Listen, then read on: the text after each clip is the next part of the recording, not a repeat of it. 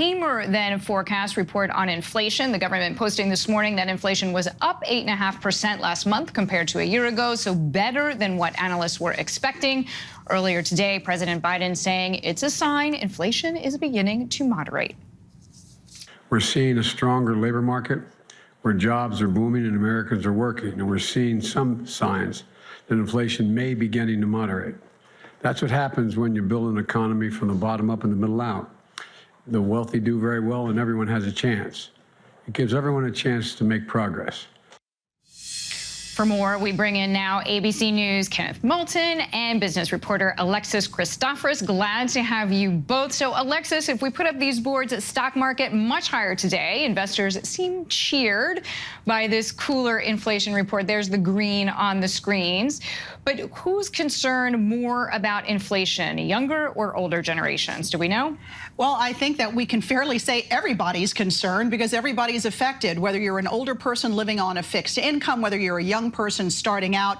Inflation and these highest prices we've seen in 40 years are simply inescapable. And taking a look at the report we got this month, inflation up 8.5% year over year. Hardly something we want to be cheering about because it is still near a 40-year high, although we are seeing the rise in prices starting to slow. So it's a small win, but we're going to take it. Here you see gas prices, big reason why that number started to pull back, down 7.7% as we all get to have a little relief finally at the gas pump with gas prices now averaging about $4 a gallon nationwide. Airfares down 7.8% after jumping earlier. But look, more essentials still going up. Food up better than 1%. Rent, which is about 40% of this particular index, up 0.7%. So there is still a lot of work to be done. And Alexis, as we have pointed out, with food and rent, that leaves a lot of families with not a lot of flexibility.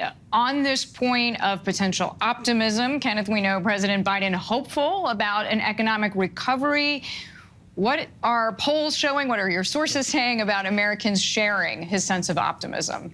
Well, the president is hopeful, and he's hoping his optimism rubs off on the American people.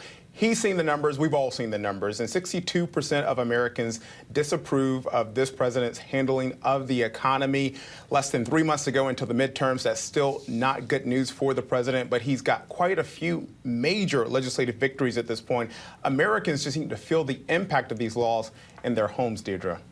That makes sense, Kenneth. So we'll see what happens, as you say, with midterms. In the meantime, another big calendar date. Alexis, we know some schools are reopening, depends on where you live in the country. But how is inflation affecting how parents are shopping for their kids? Yeah, like I said earlier, this is inescapable, these higher prices. And so back to school supplies is nothing different there. We've got a basket of roughly a dozen different school supplies. And overall, they're up about 15%. Backpacks are going to set you back. The price there up 12%. Now the average backpack going to cost you $70. It looks like Americans are going to be spending $170 more on back-to-school supplies than they did pre-pandemic. 60% of folks out there shopping say they are looking for sales. They are looking for coupons. They're also turning to, store brands as opposed to some of the more well-known brands. They're looking for any which way they can save and going to stores like discount stores like Walmart and Target. I don't know about you, but I have not started my list yet.